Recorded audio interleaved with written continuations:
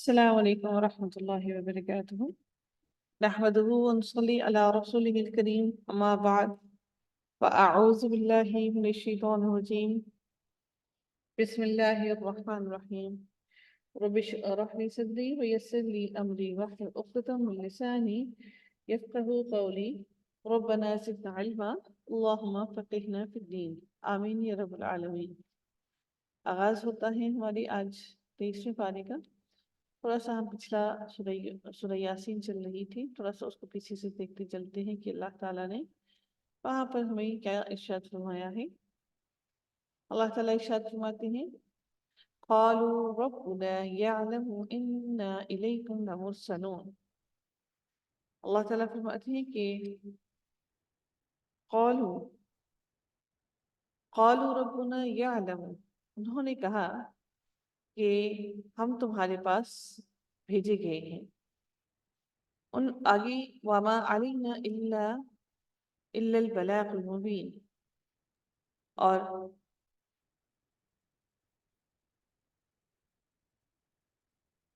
ان رسولوں نے کہا کہ ہم تمہاری طرف بھیجے گئے ہیں، اور ان رسولوں نے کہا کہ ہمارا پروردگار جانتا ہے کہ بے شک ہم تمہارے پاس گئے ہیں، اور اللہ تعالیٰ نے ہمیں کس لیے بھیجا ہے؟ صرف اور صرف تمہاری طرف تمہیں ڈرانے اور تمہیں بتانے کے لیے، اور تمہیں کھلی کھلی دلائل اللہ تعالیٰ کی بیان کرنے کے لیے. پھر ان سب رسولوں نے کہا، سب رسولوں نے ایک ہی بات تمام کی تمام قوموں کو کہی. اللہ تعالیٰ پہ ارشاد فرماتے ہیں قالوا انا تطیرنا بکم لئن لم تنتهوا لنرجمنکم ولا یمسنکم منا عذاب علیم.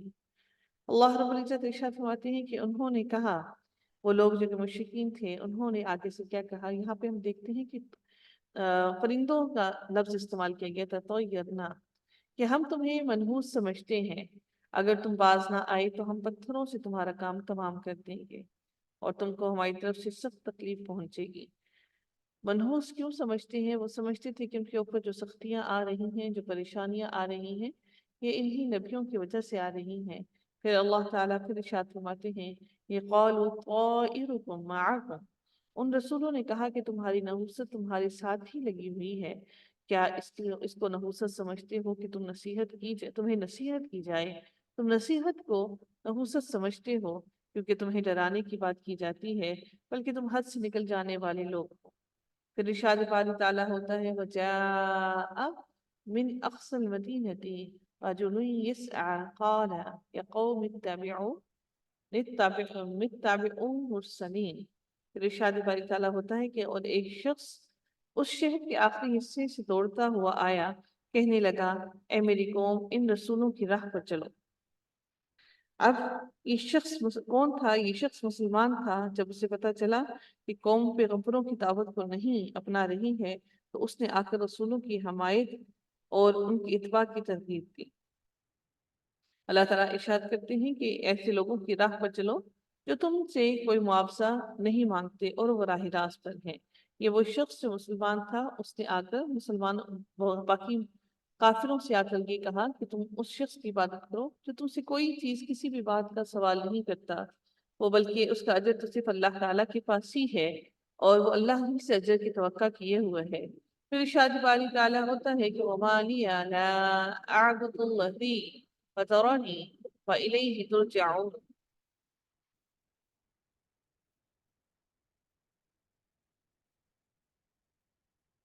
اور مجھے کیا ہو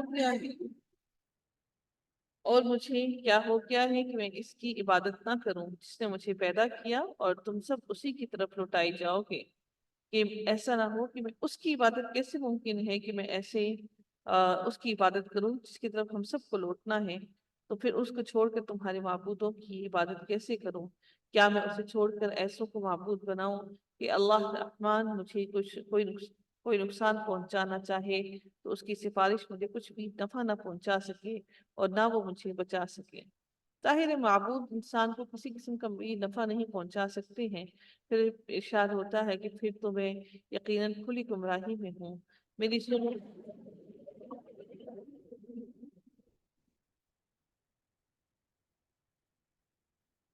میری سنو، میں تو سچے دل سے تم سب کے رب پر ایمان لا چکا ہوں۔ اس سے کہا گیا کہ جنت میں چلا جا، کہنے لگا کاش میری قوم کو بھی علم ہو جاتا۔ اب اس سے مراد کیا ہے کہ اس کی دعوت توحید اور اقرار توحید کے جواب میں قوم نے اسے قتل کرنا چاہا۔ وہ شخص جس نے اللہ تعالی کی طرف لوگوں کو بلایا تو ان کو اس کی قوم نے قتل کرنا چاہا، تو اس نے پیغمبروں سے خطاب کر کے کہا مقصد اپنے ایمان پر ان پیغمبروں کو گواہ بنانا تھا کہ میں اپنا اللہ کا پیغام پہنچا رہا ہوں، یا اپنی قوم سے خطاب کر کے کہا جس سے اس کا مقصد دین حق پر اپنی استقامت کا اظہار تھا کہ تم جو چاہو کر لو، لیکن اچھی طرح سن لو کہ میرا ایمان اسی رب پر ہے جو تمہارا بھی رب ہے۔ کہتے ہیں کہ ان لوگوں نے اس کو مار ڈالا اور کسی نے اس کو نہیں روکا، یعنی کہ جب سارے لوگوں نے اکٹھے مل کر اس کو مار ڈالا اور کسی نے بھی اس شخص کو ان لوگوں کو جو قاتل تھے ان کو نہیں مارا۔ یہاں پر ہم راہ حق میں شہید ہونے والے کے بارے میں پڑھ رہے ہیں کہ اگر صرف اور صرف ایک ہی شخص نے تبلیغ کی اور اس کو معلوم تھا کہ باقی سارے کے سارے منکر ہیں اور اس کی مدد کے لیے کوئی نہ آیا، کہ کوئی کہتا کہ تم لوگ غلط کر رہے ہو، اس کو مت مارو، تو پھر اللہ تعالیٰ نے کہا کہ اس سے کہا گیا کہ جنت میں چلا جا، کہنے لگا کاش میری قوم کو بھی علم ہو جاتا کہ ایسے اللہ کی راہ میں شہید ہونے والے کو اللہ فوراً ہی کہتے ہیں کہ جنت میں چلا جا، اور وہ جنت میں داخل کر دیا جاتا ہے کہ مجھے میرے رب نے بخش دیا اور مجھے باعزت لوگوں میں کر دیا۔ یعنی کہ اللہ تعالیٰ نے نہ صرف مجھے بخش دیا بلکہ مجھے باعزت لوگوں میں شامل کر دیا۔ وما انزلنا على قومه من بعده من جند من السماء وما كنا منزلين۔ اس کے بعد ہم نے اس کی قوم پر آسمان سے کوئی لشکر نہ اتارا اور نہ اس طرح ہم اتارا کرتے ہیں۔ یعنی حبیب نجار کے قتل کے بعد ہم نے ان کی ہلاکت کے لیے آسمان سے فرشتوں کا کوئی لشکر نہیں اتارا۔ اس قوم کی تحقیر شان کی طرف اشارہ ہے کہ وہ کس قدر کی کیسی وہ قوم تھی کہ اللہ تعالیٰ نے ان کی طرف کسی آسمان سے کسی فرشتوں کا لشکر کو نہیں اتارا۔ وہ تو صرف ایک زور کی چیخ تھی کہ یک وہ سب کے سب بجھ بجھا گئے، کہ اللہ تعالیٰ نے پورا کوئی لشکر نہیں آسمان سے اتارا، بلکہ اللہ تعالیٰ کے یہی کافی تھا کہ ایک زوردار چنگھاڑ کی چیخ نے ان سب کو ملیہ میٹ کر دیا، اور وہ سارے کے سارے وہاں پر ختم ہو گئے۔ یا حسرتاً علی العباد، ایسے بندوں پر افسوس، ایسے بندوں پر افسوس، کبھی بھی کوئی رسول ان کے پاس نہیں آیا جن کی ہنسی انہوں نے نہ اڑائی ہو۔ یعنی کہ تمام رسولوں کا مذاق ان لوگوں نے لازمی اڑایا، استہزاء اڑایا۔ علم یرو کم اہلکنا قبلہم من القرون انہم الیہ لا یرجعون۔ پھر اللہ تعالیٰ ارشاد فرماتے ہیں کہ کیا انہوں نے نہیں دیکھا کہ ان کے پہلے بہت سی قوموں کو ہم نے غارت کر دیا کہ وہ ان کی طرف لوٹ کر نہیں آئیں گے، اور نہیں ہے کوئی جماعت مگر یہ کہ وہ جمع ہو کر ہمارے سامنے حاضر کی جائے گی، اور ان کے لیے ایک نشانی خشک زمین ہے جس کو ہم نے زندہ کر دیا اور اس سے غلہ نکالا جس میں سے وہ کھاتے ہیں۔ ایسا غلہ نکالا کہ جس میں سے وہ لوگ کھاتے ہیں۔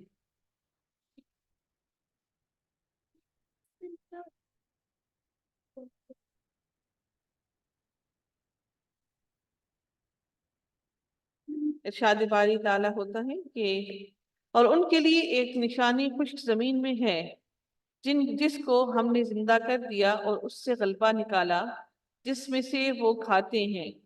اب اس سے مراد کیا ہے؟ اس سے مراد یہ ہے کہ اللہ تعالیٰ نے یعنی اللہ تعالیٰ کے وجود، اس کی قدرت اور مردوں کا دوبارہ زندہ کرنا بھی اللہ تعالیٰ کی طرف، یہ ساری اللہ کی طرف سے نشانیاں ہیں۔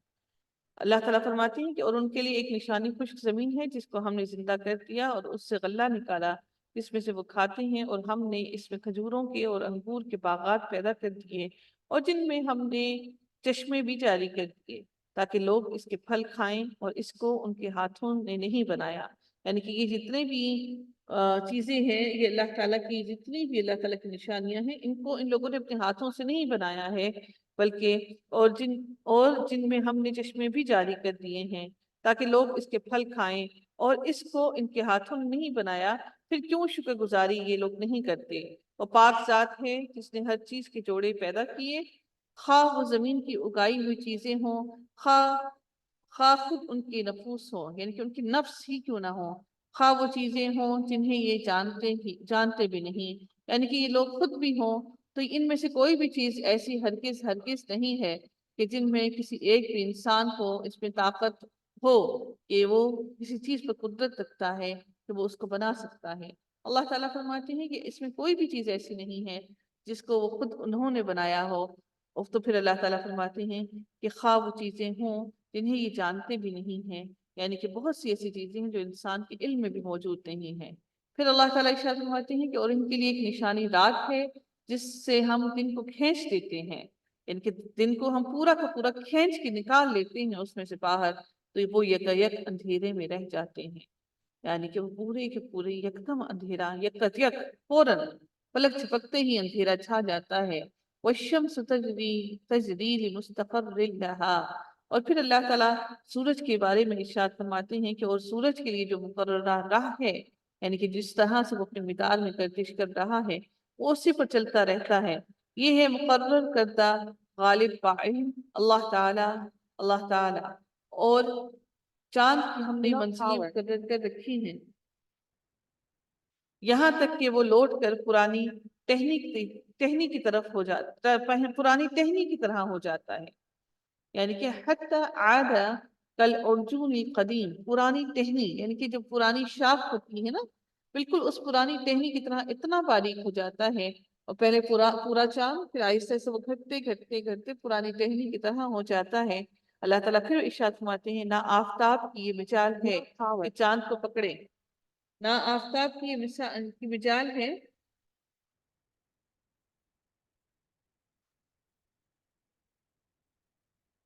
نہ آفتاب کی یہ مجال ہے کہ وہ چاند کو پکڑے، اور نہ رات دن میں آگے بڑھ جانے والی ہے، یعنی کہ جو اللہ نے وقت مقرر کر دیا اس سے آگے بڑھ جانے والا کوئی نہیں، اور سب کے سب آسمان میں تیرتے پھرتے ہیں۔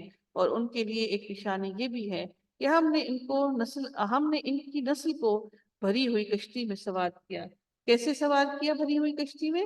یعنی کہ حضرت نوح علیہ السلام کو اللہ تعالیٰ نے اس طرح سے بھری ہوئی کشتی میں ان سب لوگوں کو سوار کیا۔ اس میں اللہ تعالیٰ اپنے اس احسان کا تذکرہ کر رہی ہیں کہ اس نے تمہارے لیے سمندر میں کشتیوں کو چلنا آسان فرما دیا، حتیٰ کہ تم اپنے ساتھ بھری ہوئی کشتیوں میں اپنے بچوں کو بھی لے جاتے ہو۔ دوسرے یہ معنی یہ بھی ہیں کہ ذریتن سے مقصود ابائی ذریت ہے، اور کشتی سے مراد نوح علیہ السلام ہے، یعنی سفینہ نوح علیہ السلام میں ان لوگوں کو بٹھایا جن سے بعد میں نسل انسانی چلی۔ گویا نسل انسانی کی آباد اور اس میں سوار ہونا اللہ تعالیٰ نے یہاں پر اس کا ذکر کیا ہے، اور ان کے لیے اسی جیسی اور چیزیں پیدا کی جن پر یہ سوار ہوتے ہیں، اور اگر ہم چاہتے تو انہیں ڈبو دیتے، پھر نہ تو کوئی ان کا فریاد رسائی کرنے والا ہوتا، اور نہ ہی وہ بچائے جاتے۔ وَخَلَقْنَا لَهُم مِّن مِّثْلِهِ مَا يَرْكَبُونَ، پھر اللہ تعالیٰ آگے مزید ارشاد فرماتے ہیں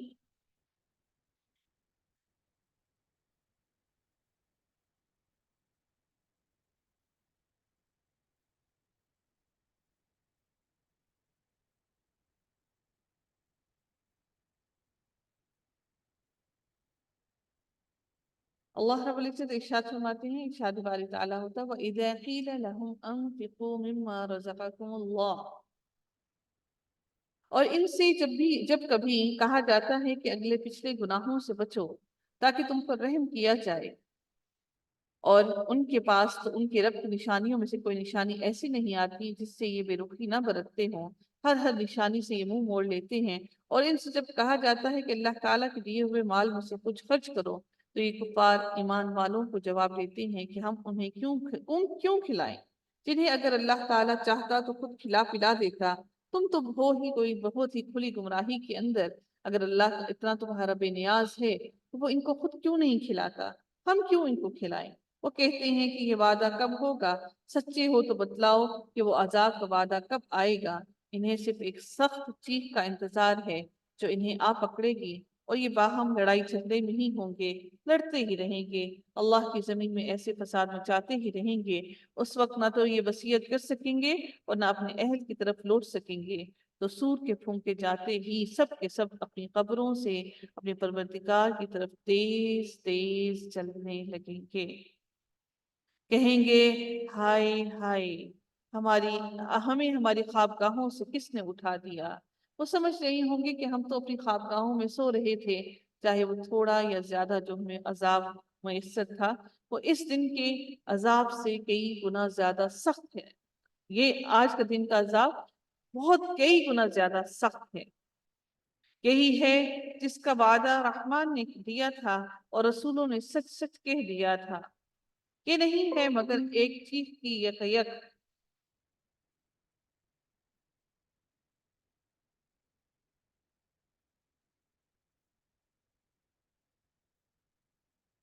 پھر اللہ تعالیٰ ارشاد فرماتے ہیں یہ نہیں ہے مگر ایک چیز کی یک یک، ایک چیز کہ یک یک سارے کے سارے ہمارے سامنے حاضر کر دیے جائیں گے۔ بس آج کسی شخص پر کچھ بھی ظلم نہ کیا جائے گا اور تمہیں بدلہ دیا جائے گا، اور تمہیں بدلہ نہیں دیا جائے گا مگر صرف انہی کاموں کا جو کہ تم کیا کرتے تھے۔ انہی کاموں کا تمہیں بدلہ دیا جائے گا جو کچھ تم کیا کرتے تھے۔ بس آج کسی شخص پر کچھ ظلم نہ ہوگا، اور جنتی لوگ آج کے دن اپنی دلچسپ مشغلوں میں حشاش بشاش ہوں گے، خوش ہو رہے ہوں گے، اپنے دلکش مشغلوں میں حشاش بشاش ہوں گے، خوش و خرم ہوں گے۔ وہ اور ان کی بیویاں سایوں میں مسہروں پر تکیہ لگائے ہوئے بیٹھی ہوں گی، یعنی کہ وہ جو ان کے اللہ تعالیٰ نے ان کے لیے تخت بنائے ہوں گے، ان تختوں پر وہ تکیہ لگا کر بیٹھی ہوں گی، بیویاں بھی اور وہ بھی۔ ان کے لیے جنت میں ہر قسم کے میوے ہوں گے، اور وہ جو کچھ بھی طلب کریں گے وہ اس کو وہاں پر پائیں گے۔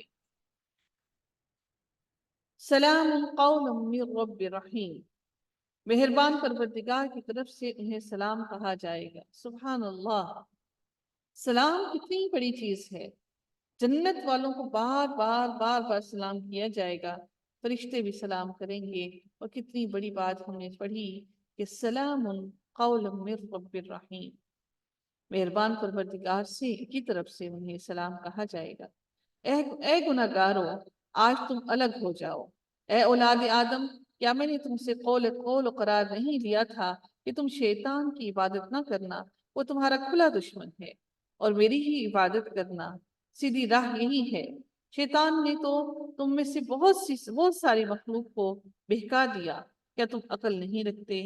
یہی وہ دوزخ ہے جس کا تمہیں وعدہ دیا جاتا تھا، اپنے کفر کا بدلہ پانے کے لیے آج اس میں داخل ہو جاؤ۔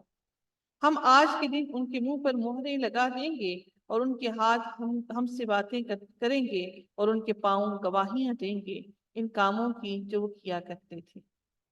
سارے کی ساری باتیں، سب باتیں کر کے بیان کر دیں گے۔ وَلَوْ نَشَاءُ لَطَمَسْنَا عَلَىٰ أَعْيُنِهِمْ فَاسْتَبَقُوا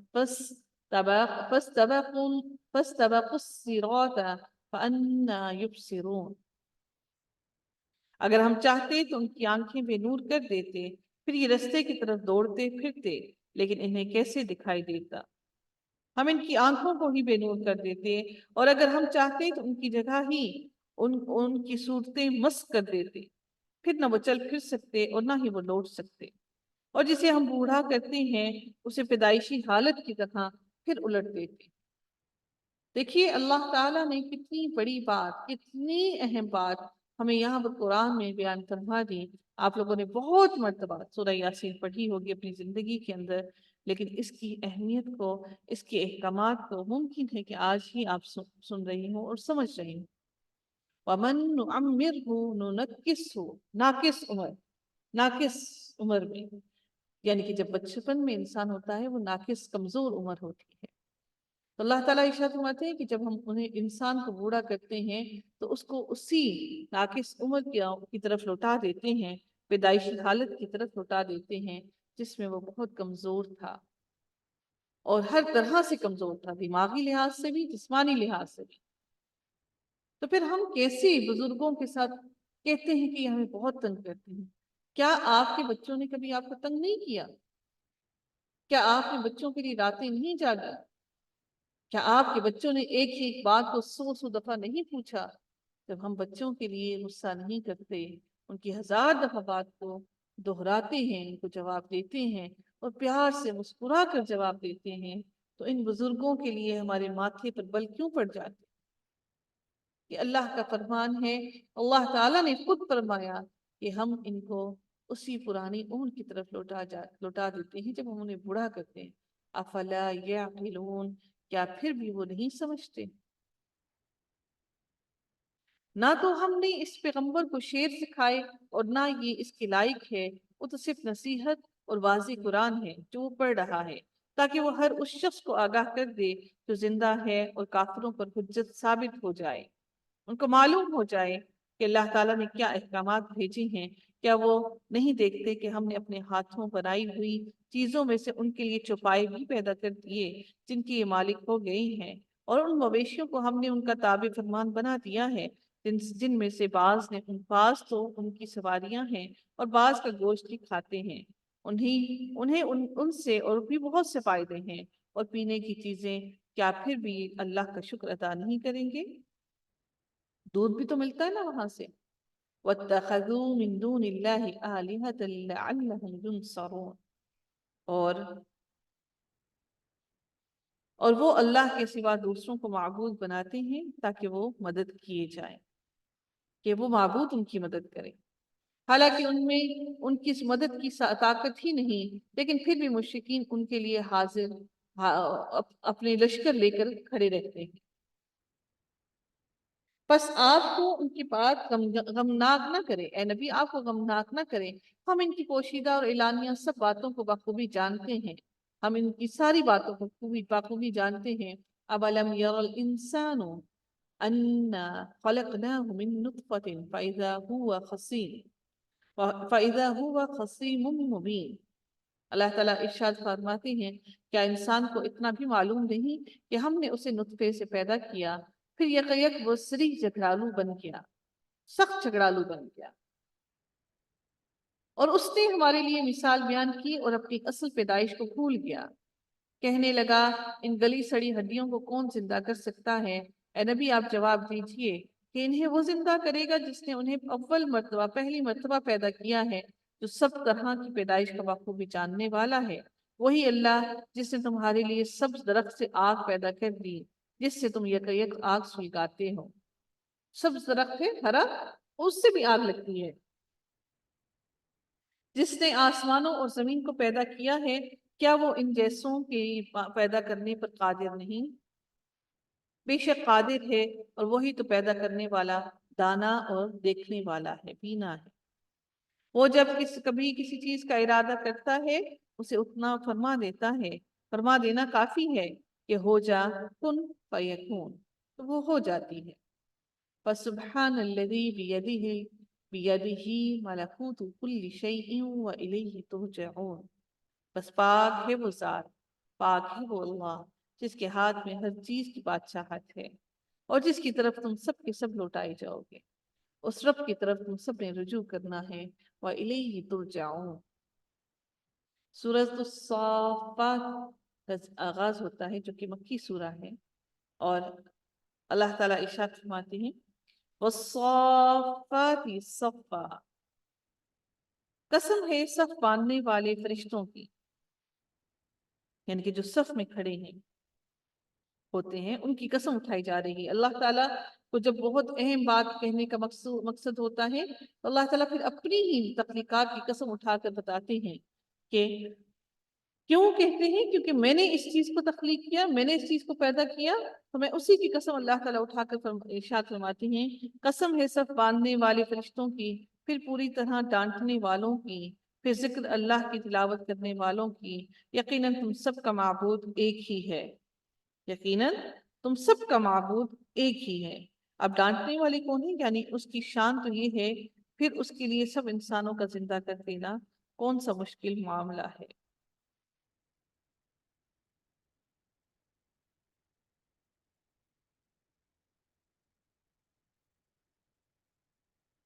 اللہ تعالیٰ ارشاد فرماتے ہیں کہ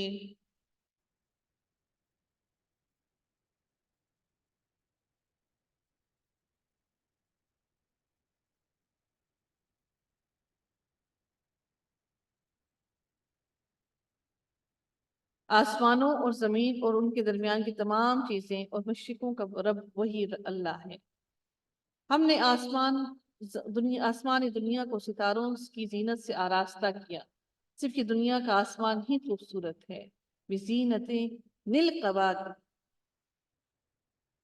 اللہ تعالیٰ پھر ارشاد فرماتے ہیں کہ اور حفاظت کی سرکش شیطان سے، اللہ تعالیٰ نے ان شیطانوں سے بھی اس آسمان کی حفاظت کی ہے۔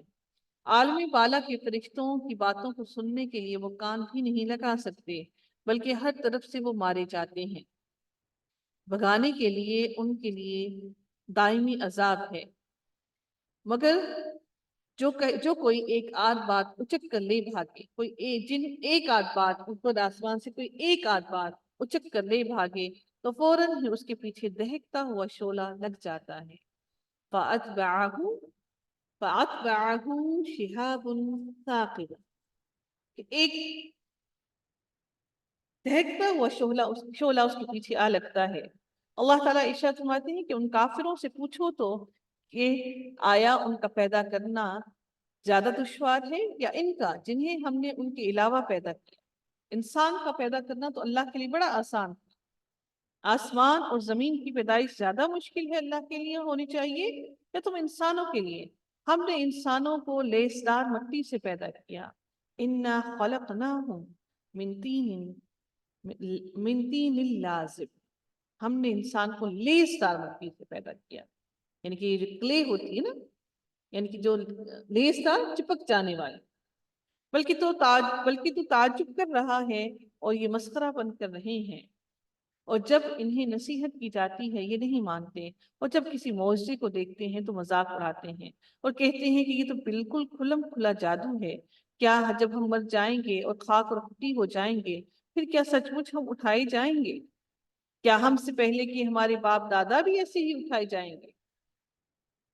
آپ اے نبی جواب دے دیجئے، آپ ان کو جواب دے دیجئے کہ ہاں ہاں، اور تم ذلیل بھی ہوگے، تمہارے اعمال کی بدولت تم سارے کے سارے ذلیل بھی ہوگے تو تم نے نہیں کیے، اللہ کو نہیں مانا۔ پھر ارشاد باری تعالیٰ ہوتا ہے فَإِنَّمَا هِيَ زَجْرَةٌ وَاحِدَةٌ فَإِذَا هُمْ يَنظُرُونَ، وہ تو صرف ایک زور کی جھڑکی ہے کہ یکایک یہ دیکھنے لگیں گے، یعنی ان کے سامنے قیامت کی ہولناک مناظر اور میدان محشر کی سختیاں ہوں گی جنہیں وہ دیکھیں گے، اور وہ چیخ یعنی کہ زجرہ ڈانٹ سے تعبیر کیا ہے، یعنی کہ جو چیخ چنگھاڑ آئے گی اس سے اس کے تعبیر کیا ہے، کیونکہ اس سے ان کا مقصود ڈانٹ ہی ہے، اور کہیں گے کہ ہائے ہماری خرابی، یہی جزا اور سزا کا دن ہے، یہی فیصلے کا دن ہے جسے تم جھٹلاتے رہے، جس کی تم تکذیب کرتے رہے، یہی وہ فیصلے کا دن آ پہنچا ہے۔ ظالموں کو، ان کے ہمراہیوں کو، اور جن کی وہ اللہ کے علاوہ پرستش کرتے تھے، ان سب کو جمع کر کے انہیں دوزخ کی راہ دکھا دو اور انہیں ٹھہرا لو، اس لیے کہ ان سے ضروری سوال کیے جانے والے ہیں۔ تمہیں کیا ہو گیا ہے کہ اس وقت تم ایک دوسرے کی مدد نہیں کرتے ہو جب تمہیں سب سے زیادہ مدد کرنی چاہیے؟ بل هم اليوم مستسلمون، بلکہ وہ سب کے سب آج فرما بردار بن گئے۔ وہ ایک دوسرے کی طرف متوجہ ہو کر سوال و جواب کرنے لگیں گے، کہیں گے کہ تم تو ہمارے پاس ہماری دائیں طرف سے آتے تھے۔ وہ جواب دیں گے کہ نہیں، بلکہ تم ہی ایماندار نہ تھے، اور کچھ ہمارا زور تو تم پر تھا ہی نہیں، بلکہ تم خود سرکش لوگ تھے۔ اب تو ہم سب پر ہمارے رب کی یہ بات ثابت ہو چکی کہ ہم عذاب چکھنے والے ہیں، بس ہم نے تمہیں گمراہ کیا، ہم تو خود ہی گمراہ تھے۔ آج دنیا کے لوگ ہم سب کو گمراہ کر رہے ہیں، روز قیامت وہ ہم سے سارے کے سارے اس وقت پریشان ہوئے ہوں گے، وہ خود ہر کوئی اپنی اپنی جان بچانے کی کوشش میں مگن ہوگا۔ پھر اللہ تعالیٰ ارشاد فرماتے ہیں فَإِنَّهُمْ يَوْمَئِذٍ فِي الْعَذَابِ مُشْتَرِكُونَ، اب آج کے دن تو سب کے سب عذاب میں شریک ہو۔ ہم گناہگاروں کے ساتھ اسی طرح کیا کرتے ہیں کہ وہ لوگ ہیں کہ جب ان سے کہا جاتا ہے کہ اللہ کے سوا کوئی معبود نہیں تو یہ سرکشی کرتے تھے اور کہتے تھے کہ کیا ہم اپنے معبودوں کو ایک دیوانے شاعر کی بات پر چھوڑ دیں؟ نہیں نہیں، بلکہ نبی تو حق سچا دین لائے ہیں، اور سب رسولوں کو سچا جانتے ہیں۔ یقیناً تم دردناک عذاب کا مزہ چکھنے والے ہو، تمہیں اسی کا بدلہ دیا جائے گا جو تم کرتے تھے، صرف اسی کا بدلہ دیا جائے گا جو تم کیا کرتے تھے۔ الا عباد اللہ المخلصین، مگر اللہ تعالیٰ کے خالص برگزیدہ بندے، انہی کے لیے مقررہ روزی ہے جو کہ جنت میں ان کو دی جائے گی۔ وہ مقرر کی ہے اللہ تعالیٰ نے ان کے لیے روزی، ہر طرح کے میوے، اور وہ باعزت ہوں گے وہاں پر، جنت نعمتوں والی جنت میں ہوں گے۔ فی جنت النعیم، تختوں پر ایک دوسرے کے سامنے بیٹھے ہوں گے، جاری شراب کے جام کا ان پر دور چل رہا ہوگا۔ یہ شراب ایسی ہوگی کہ ان پر دیوانہ پن نہیں ہوگا تاری، وہ اپنے ہوش و حواس میں ہوں گے، اور اللہ تعالیٰ فرما رہی ہیں کہ اور اس کا وہ شراب خوش ذائقہ بھی ہوگا، کہ جاری شراب کے جام کا ان پر دور چل رہا ہوگا، جو صاف شفاف اور پینے میں لذیذ ہوگی، نہ اس سے سر درد ہو اور نہ اس کے پینے سے بہکے، اور ان کے پاس نیچی نظروں بڑی بڑی آنکھوں والی حوریں ہوں گی۔ ایک بات بتاتی چلوں، اب حوروں کی قسمیں دیکھیے گا، جو سب سے اونچے درجے کے لوگ ہوں گے ان کی نظریں خود ہی نیچی ہوں گی، وہ نظریں اونچی نہیں کریں گی۔ تو جو عورتیں اپنی نظریں نیچی رکھتی ہیں، سوچئے کہ وہ ان حوروں کے مد مقابل ہیں جن کو اللہ تعالیٰ نے جنت میں رکھا، اور وہ اپنی آنکھیں نگاہیں ہر وقت نیچی ہی کیے ہوئے ہوتی ہیں، وہ اپنی آنکھیں نگاہیں اونچی کرتی ہی نہیں ہیں کہ اس کے علاوہ ان کو کچھ اور دکھائی دے نہ۔ اللہ تعالیٰ پھر ارشاد فرماتے ہیں کہ ایسی جیسے چھپائے ہوئے انڈے، جن کی ان کی آنکھیں اتنی بڑی بڑی ہوں گی، اور ایسے انہوں نے آنکھیں اپنی نیچے کی ہوں گی جیسے چھپائے ہوئے انڈے ہوں، اتنی بڑی بڑی آنکھیں، کأنہن بیض مکنون، جیسے کہ چھپائے ہوئے انڈے ہوں۔ جنتی ایک دوسرے کی طرف رخ کر کے پوچھیں گے، ان میں سے ایک کہنے والا کہے گا، میرا ایک ساتھی تھا جو مجھ سے کہا کرتا تھا کہ کیا تو قیامت کے آنے کا یقین کرنے والوں میں سے ہے؟ کیا جب کہ ہم مر کر مٹی اور ہڈی ہو جائیں گے، کیا اس وقت ہم جزا دیے جانے والے ہیں؟ کہے گا، تم چاہتی ہو کہ جھانک کر دیکھ لو۔ جھانکتے ہی اسے بیچوں بیچ جہنم میں جلتا ہوا دیکھے گا، یعنی کہ جو جنت میں چلا گیا وہ جھانک کر اس کو دیکھے گا کہ وہ کہاں پر ہے، وہ اس کو جہنم میں پائے گا۔ کیا جھانکتے ہی اسے بیچوں بیچ جہنم میں جلتا ہوا دیکھے گا، کہے گا، واللہ قریب تھا کہ تو مجھے بھی برباد کر دے، اگر میرے رب کا احسان نہ ہوتا تو میں بھی آج دوزخ میں حاضر کیا جانے والوں میں سے ہوتا۔ اللہ کا شکر ادا کیجئے کہ آپ دین کی طرف ہیں، تو اللہ تعالیٰ نے آپ کو اس سے بچا رکھا ہے۔ کیا یہ صحیح ہے کہ ہم مرنے والے ہی نہیں، سوائے پہلی ایک موت کے، اور نہ ہم عذاب دیے جائیں گے نہ ہمیں عذاب دیا جائے گا؟ پھر تو ظاہر بات یہ ہے کہ یہی بہت بڑی کامیابی ہے۔ ایسی کامیابی کے لیے عمل کرنے والوں کو عمل کرنا چاہیے۔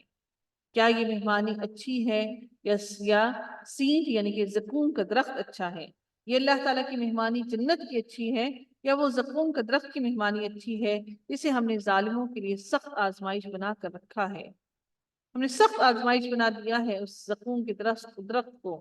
ان جعلناها فتنة للظالمین، پھر اللہ تعالیٰ ارشاد فرماتے ہیں، بے شک وہ درخت جہنم کی جڑ میں سے نکلتا ہے، جہنم کی بالکل نیچے جڑ میں سے نکلتا ہے،